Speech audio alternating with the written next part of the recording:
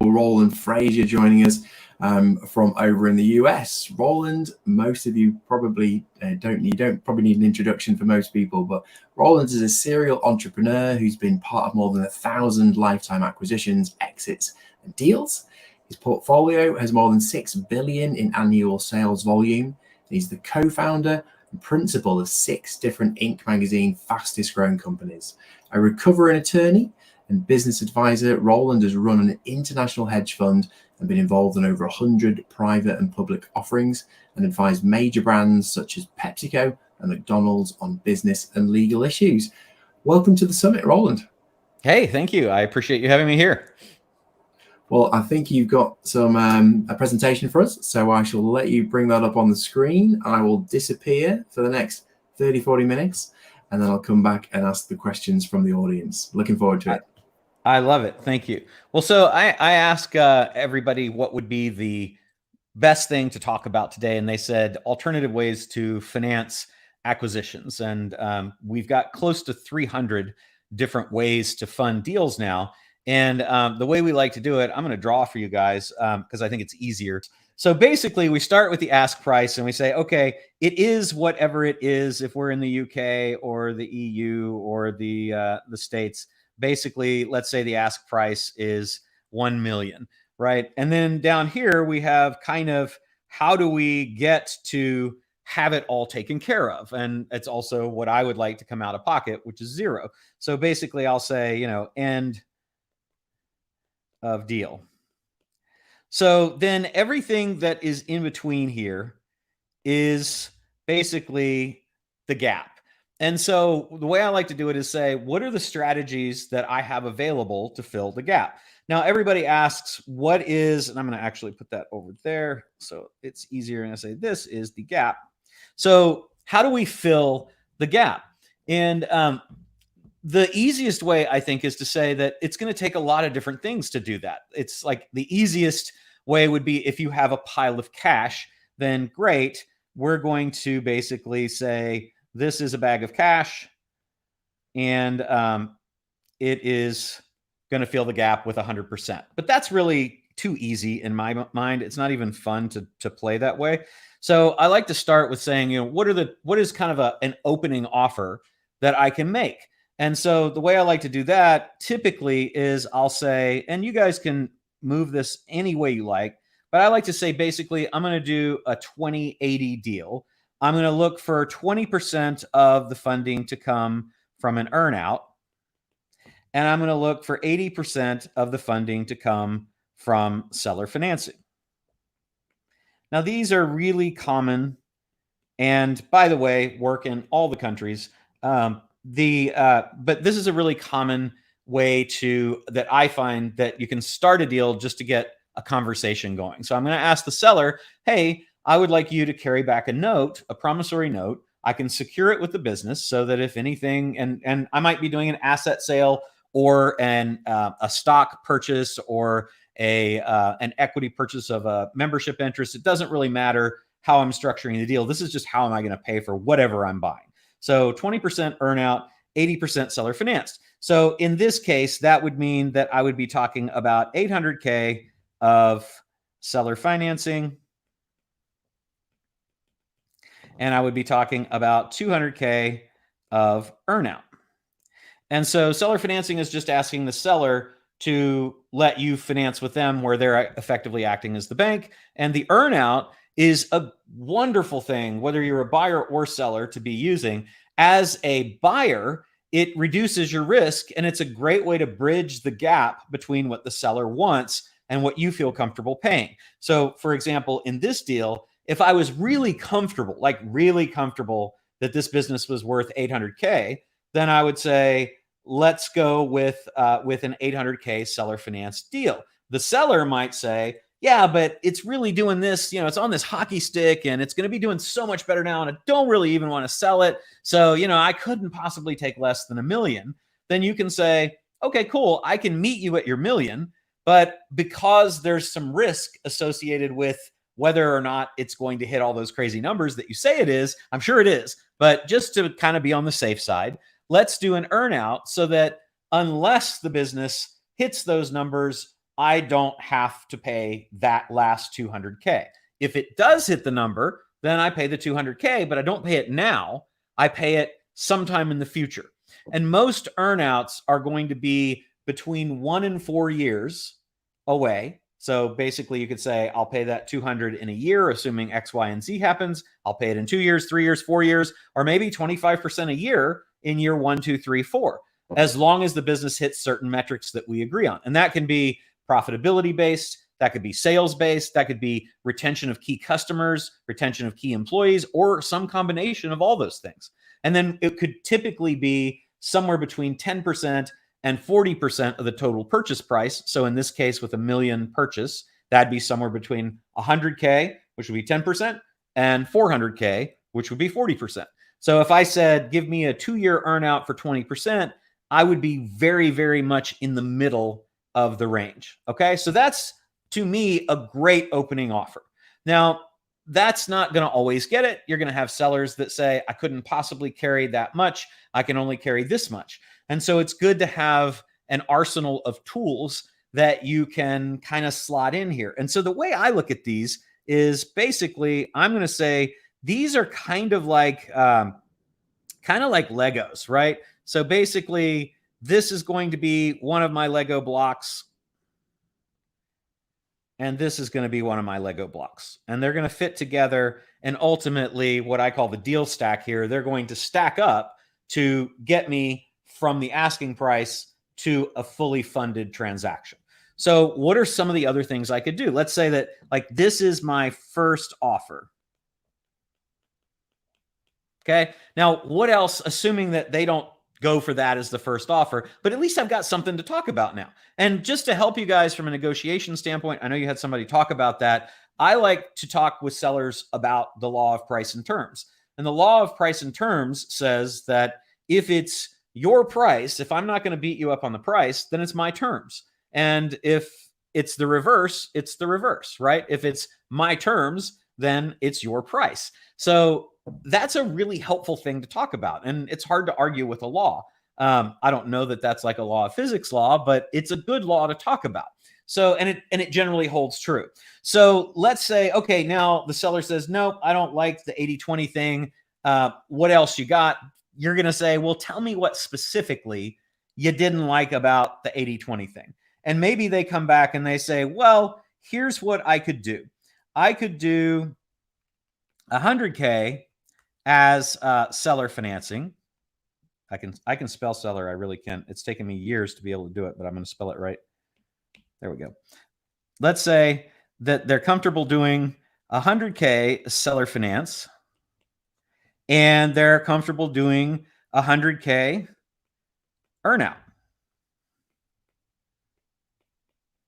So now I've got a couple of my blocks, but I'm falling short, right? I've got one of my blocks there and one of my blocks there, but each of those blocks is only 10%. So I'm still 80% short. My gap, though, is not 100% anymore. It's only 80%. So I'm 20% of the way towards getting a deal. So then I start thinking about the business itself and what are the other options that I've got. And I'll just kind of share with you some of the ones that I find are more popular that I find myself using over and over. So I'll just list them out here. One would be accounts receivable factoring. Another would be asset-based lending. Asset-based lending. I'll just say lend. Another would be credit card reserves.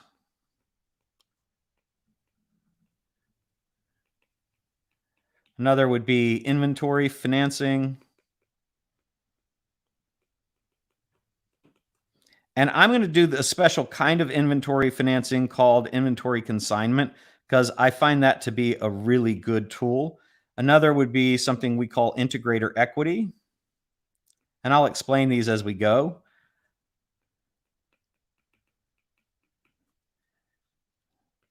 Another would be revenue-based financing, RBF.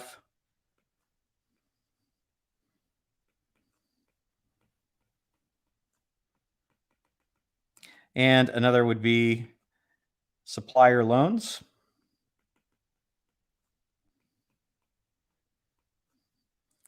And let's see, what else do I like? Let's see, accounts receivable, ABL, credit cards, inventory, integrator equity, RBF, supplier loans. I'll go with merchant loan.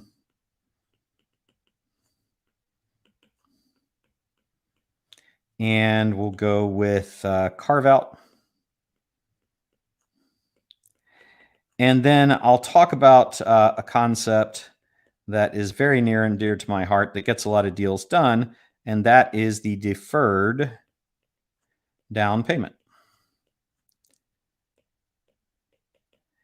So like I said, there are hundreds of these. These are some of the ones that that I generally have kind of early on in the process to see if they'll work. And something that you want to think about when you're thinking about creatively financing a deal is there are some things that you can do before you close the deal. And there are some things that you kind of have to have the deal done in order to have the title to the assets or access to the credit. And that's another thing I want to talk about. Let's talk about line of credit. Line of credit. And I might come up with another one that I want to use.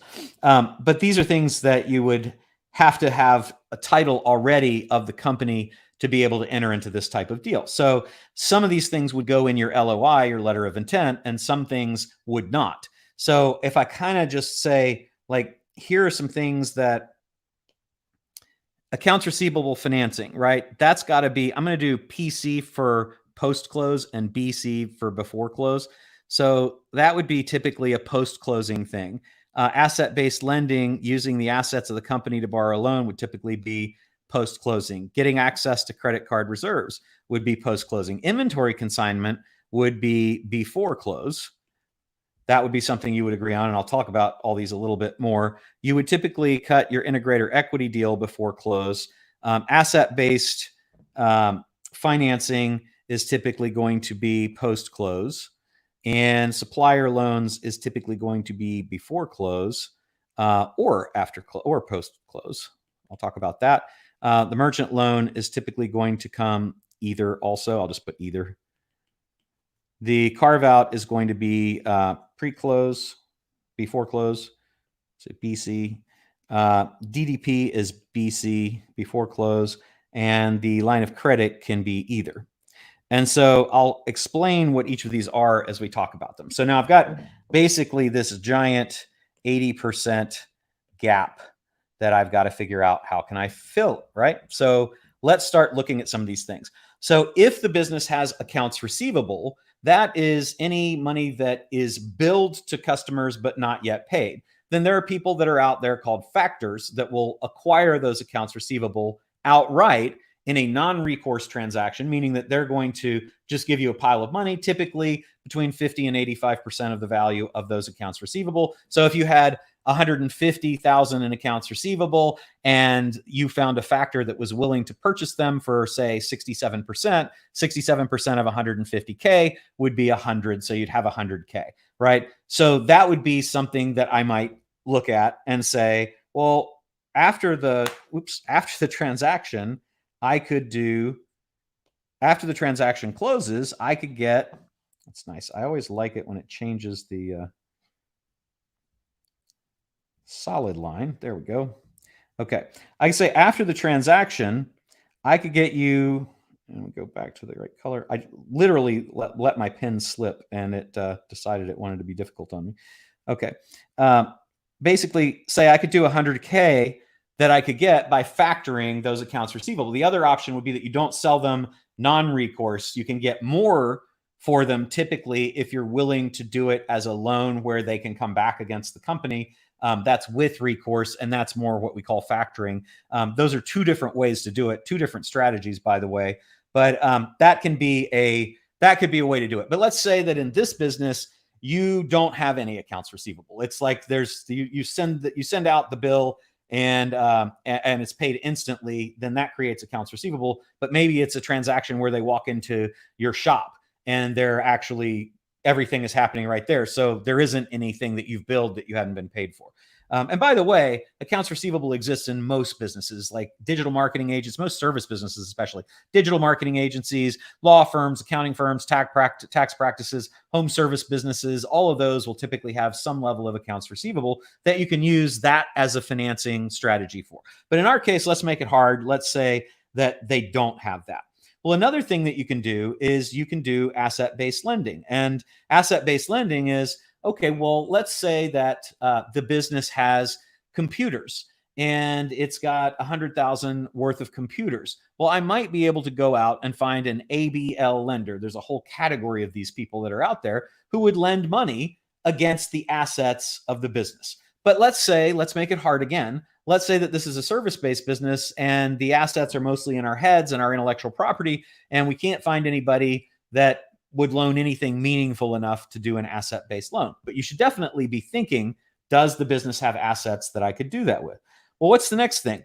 The next thing that I like to look at is credit card reserves. And this has been a real cool thing for me over and over and over in deals, is that when you go and, like, if the business accepts credit cards, then very often the merchant that provides the credit card facility, so you can take Visa, Amex, MasterCard, etc., they're going to require some level of security as you get started. And sometimes that goes on forever. Now, if you're a smart business person, you can typically negotiate that that goes away at a certain level, or you can negotiate that it goes away forever and they release all of the money that is on hold to you.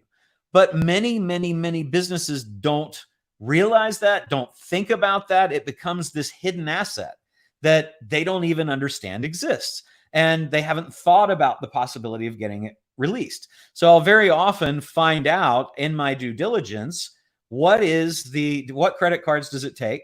Who do we have relationships with? And then what is the current reserve requirement and how much is on reserve?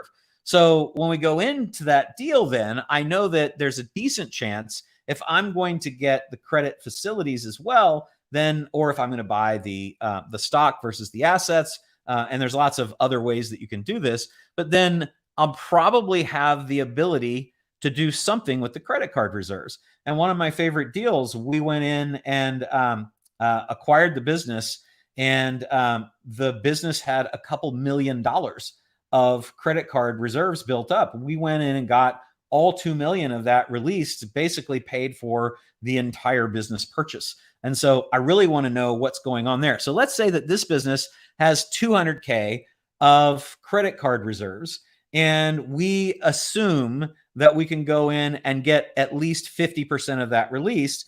Then that would give me the ability to get, go back here. That would give me credit card reserves. That'd give me another 100K in my deal stack.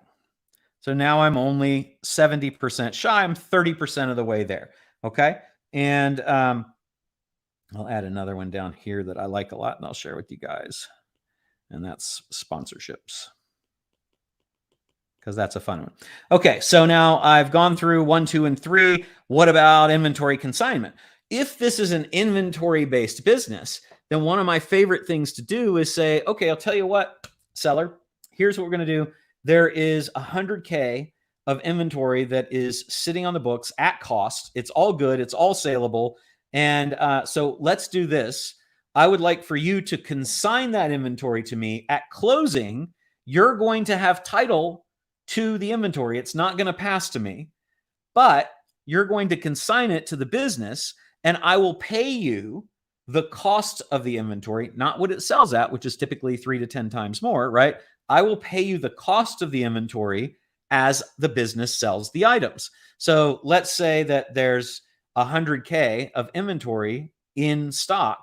Then what I can do is I can go to the seller and say, give me 100K. I'm going to let you keep 100K. Let's reduce the purchase price by 100K. We'll consign the inventory. The business will still have it. The business will sell it, and you'll get paid. And if, let's say that inventory turn time, the number of times they sell through that full amount of inventory is 12 times a year, that means the seller would be paid back in a month. If the turn time is 90 days, it would take 90 days for them to get paid back. But typically, it's going to be relatively quick, right?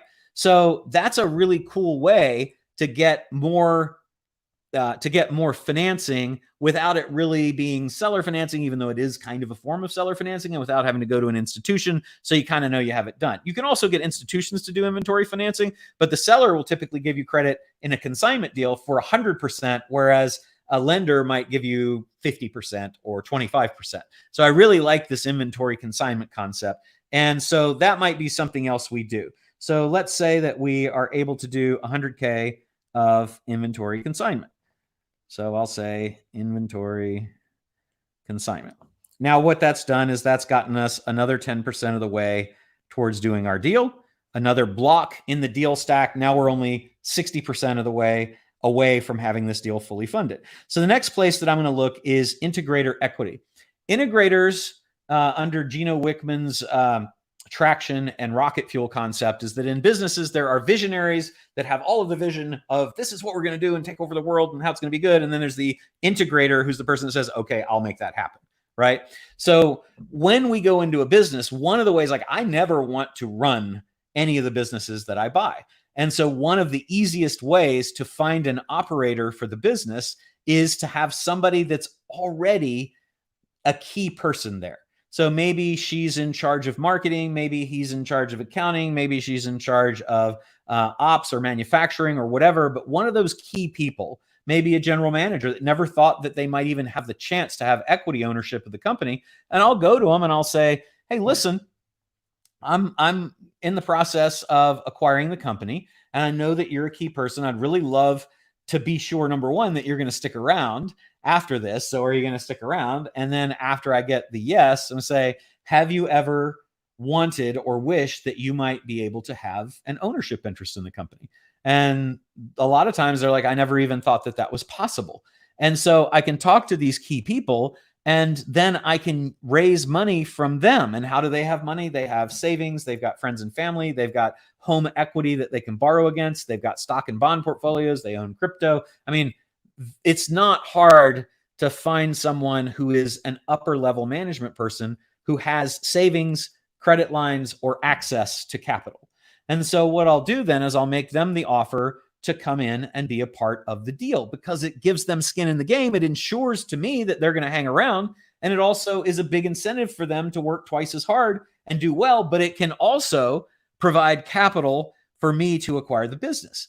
And I don't have to sell them that equity at the same valuation that I'm buying the business at. Just as you might flip a house and go in and buy a house at wholesale for 50K. And then I know you're saying, where can I get one for 50K? Let's say for 500K, right? For 500K.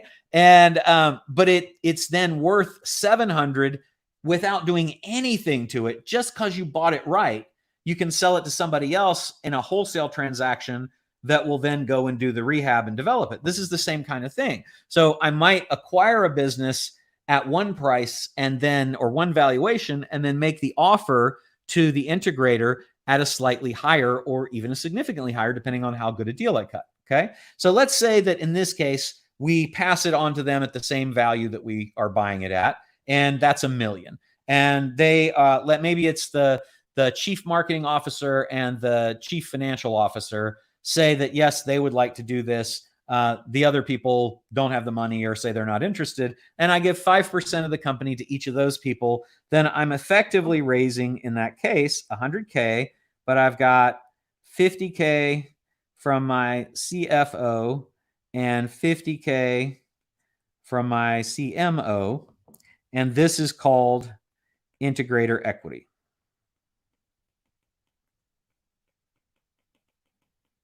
So now I've got another block in my deal stack. And now I believe I'm 50%, 1, 2, 3, 4, 5. I'm 50% of the way there. Okay. So what else can I do? Well, there are lots of situations where the existing merchant or, let's just say that there are lots of situations where a company has got a history of good revenue.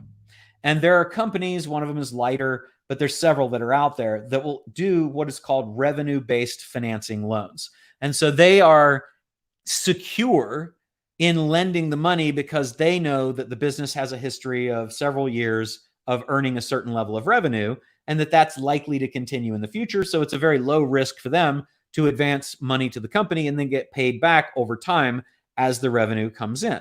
So I'd probably go out and look and see what revenue-based financing opportunities exist. And don't worry about that some of these are pre-close and some of them are post-close. I'm going to talk about that in a second, okay?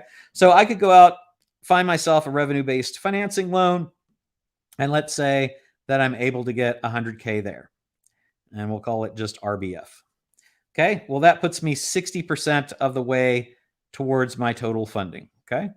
Now, what else can I do? So supplier loans, love supplier loans. And there's so many ways to do them.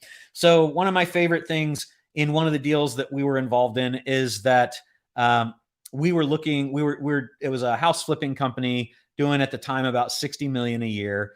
And we were thinking about starting our own company called Rehabber's Warehouse. So we were buying a lot of supplies and from this one place, Home Depot, and very significant customer for them. But we were like, if we just did this stuff ourselves and went straight to the people that they're getting them from, we would probably save money. And we could also make this available to all other rehabbers. And so we could maybe build this big chain of stores called Rehabber's Warehouse. And we were like very excited about it. And then Home Depot, whether they got wind of it or they just, as a smart business move, they came to us and they said, hey, we want you to continue buying from us and we'll make you a deal. We'll give you a check today for $2 million. $2 million US.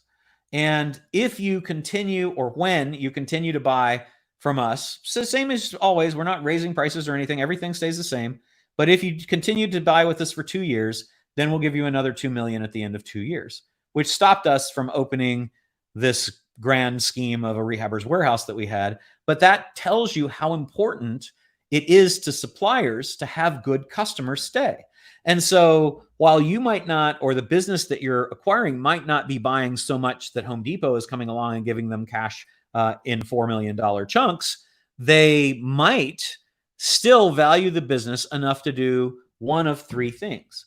So one thing suppliers might do is they might just give you money. So you could say, hey, if I was going to continue to do business, like if I promised to continue to do business with you over the next 2 years, I'm acquiring the company, I'd love to continue buying from you. I know the company has a good history, but I've obviously got to shop suppliers and everything. Would you be willing to pay to have me promise to continue to be a customer for the next few years? And they might say, what the heck? Or they might say, maybe, or they might say yes, right? Maybe they hand you a check. You'll never know if you don't ask. So I'd probably make a list of the top 10 to 20 suppliers that the company uses, whether it is a manufacturing company, a services company, or whatever, and then approach them and see, is that a possibility? Now, that's a much, much less frequently accepted deal than the next thing that you might ask them. Okay, well, you said you wouldn't give me money. Would you be willing to extend a loan to the business for, let's say, 100K? Right? Or maybe there's 10 of them and you ask each of them for 10. But would you give me a loan that is, let's say it's a 3-year loan at 0% interest or whatever, right? You can negotiate the terms. But I like to start with something super favorable. And they might say, yeah, I'll do that, right? And I'll promise to continue. You just give me the best prices that you give to anybody else so we don't have to worry about pumping up the prices, and I'll continue to buy from you from 2, 3, 4 years, right? The next step back is kind of, if they don't do this, I would absolutely be shopping the suppliers. And so the next step back would be to say, look, most businesses are on something between 0 and 30-day credit terms with their suppliers, meaning that they have to pay the bill either when the thing that is delivered, that could be a service, or that could be physical goods, inventory, anything, right? Supplies. And then, so that's like either they have to pay for it immediately when they receive it. That's basically payment on delivery or collect on delivery. And then some of them will have terms that are 10, 15, maybe 30 days. Very few businesses have been smart enough to negotiate a longer term than that. But here's what's really, really cool is let's say that you have inventory. In this case, it was 100K. Let's say you've got inventory or supplies or whatever, that it's 100K total. And let's say that is every 30 days, you're selling through that amount of supplies. Like you could be a spa and there's no inventory, but you still need oils and towels and goop and stuff like that to put on the people to do spa stuff, right? So it's not necessarily an inventory-based business. Service-based businesses also have things that they need to have in the business. So let's say that it's 100K a month, and that's the turnover. So effectively over a 12-month period, it's a 1.2 million cost. Well, in that case, if we could get the terms which are currently pay on delivery moved to 30 days, then we would capture 100K in cash flow immediately that we will never have to repay unless the credit terms change. It's important to understand that, because that means that, like, normally goop gets delivered, we pay 100K, and then that's it. Then 30 days go by and we pay another 100K to get our next thing of goop. But if we suddenly get a 30-day term, that's going to carry forward forever, meaning that we don't pay the 100K when the goop gets delivered, but the business has been doing that historically. That frees up 100K in cash flow.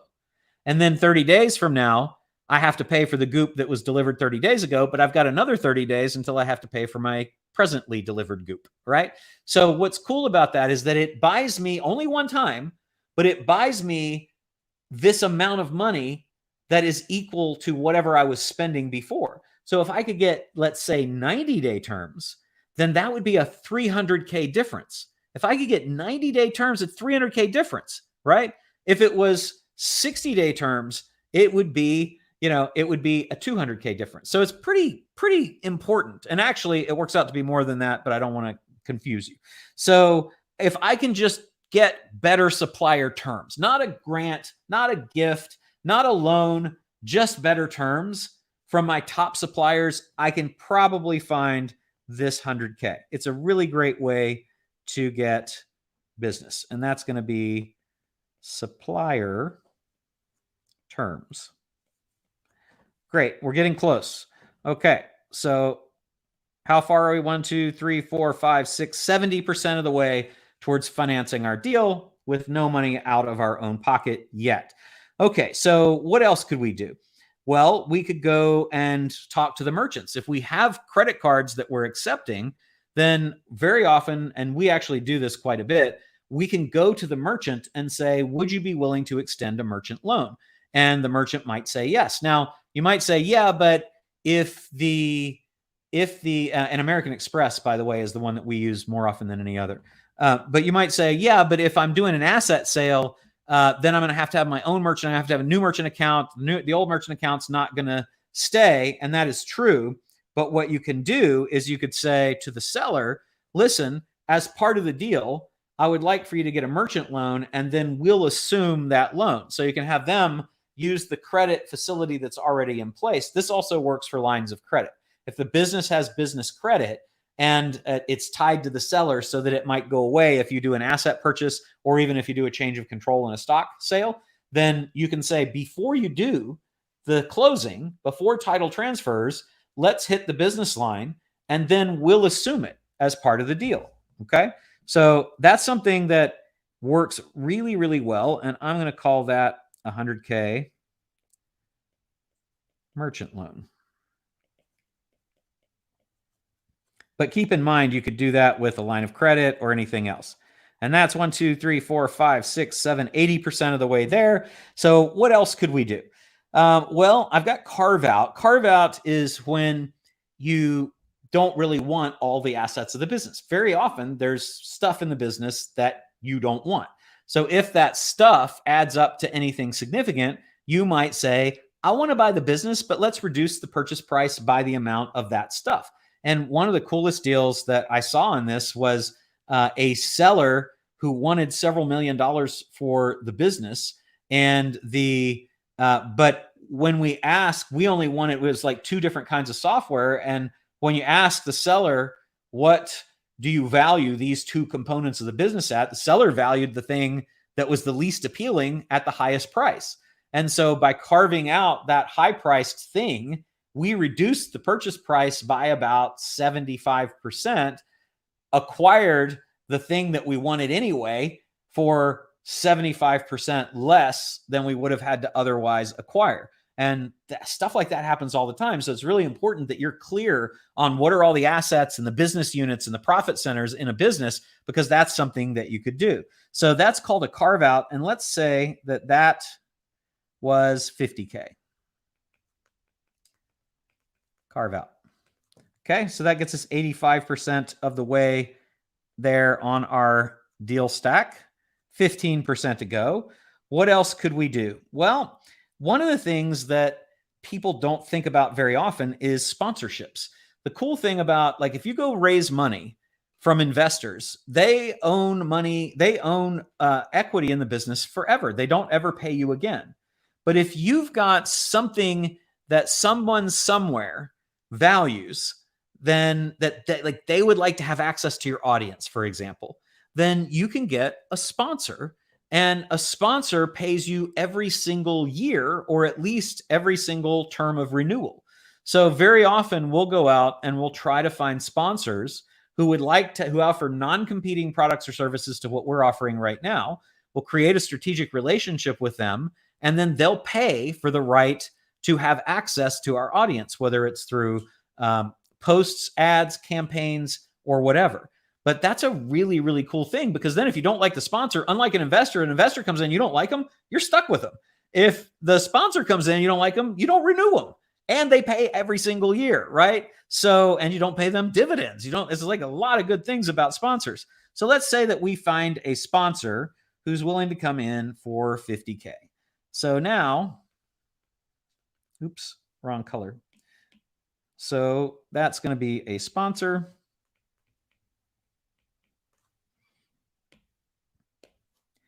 And that, I believe, is going to get us 90% of the way done.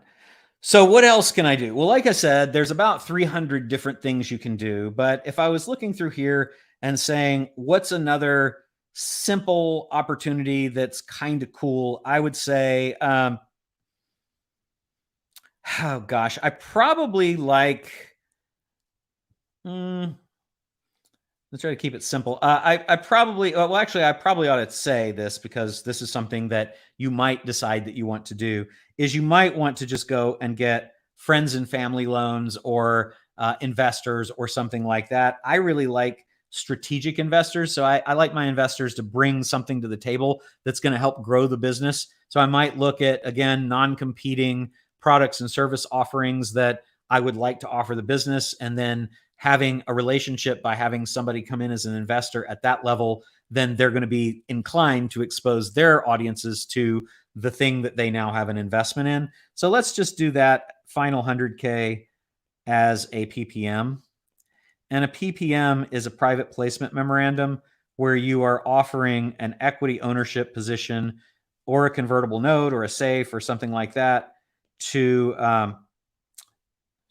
an investor in exchange for capital put in the business. So what we've done here is we've used 11 different strategies as little blocks to get us from the million asking price down to the end of the deal.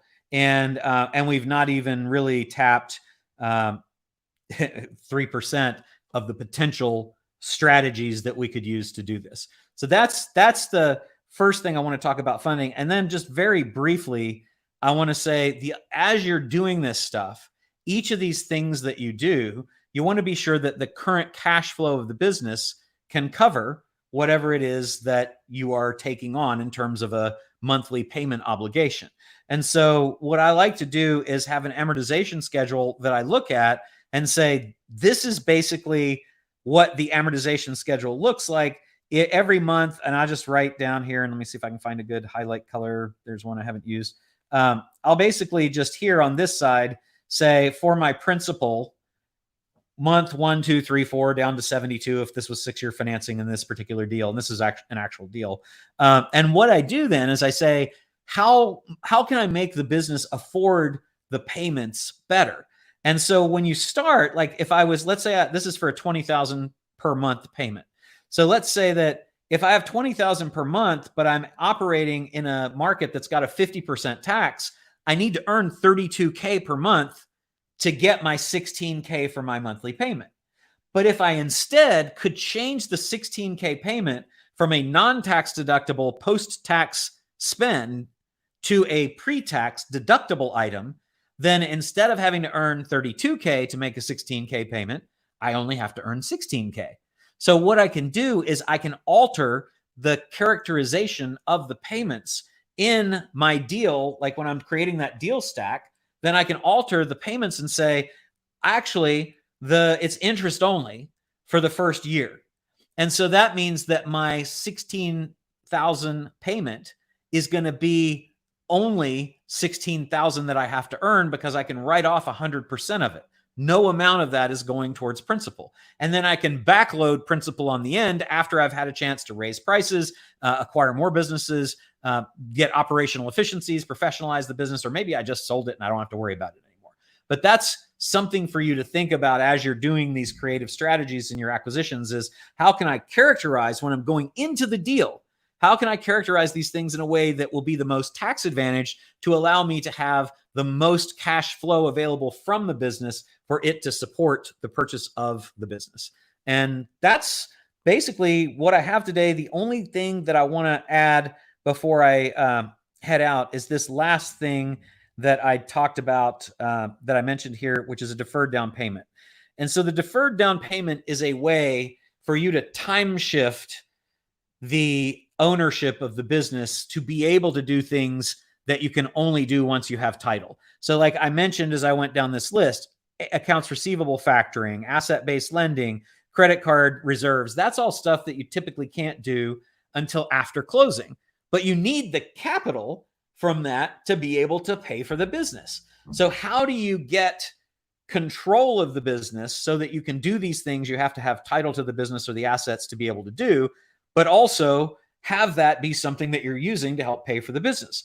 And the answer is what I call a deferred down payment. And I came up with this. This was from a deal that takes way too long to explain. But what it does is you're just effectively getting a very short-term note from the seller, 30, 60, 90, usually not more than 120 days. And so that, like, if they're doing seller financing over, say, 8 years or 10 years, that's the seller financing component. But the deferred down payment says, hey, look, here's what's going to happen. I'm going to go and get accounts receivable financing of 50K, ABL of 100K, and what else would be good that I like? I don't like credit card because I wouldn't want to talk to them about that. And some revenues-based financing of 50K. That's going to be 200K of what I'm giving you. And so rather than giving you at the closing, I'm going to give you a short-term note that says that 60 days later, you'll have that. But I have to have title to these assets or to this business to be able to get you that money, but it's very short term. And I haven't really, I mean, honestly, I can't think of a single objection to that I've ever had, because either you get the stuff or you don't. The seller believes you can make it happen or you don't. But that allows you to kind of time shift into having a whole lot more strategies available to be able to deploy to have in your deal stack to make things work. So that's what I got. And I am happy to answer any questions that anybody has.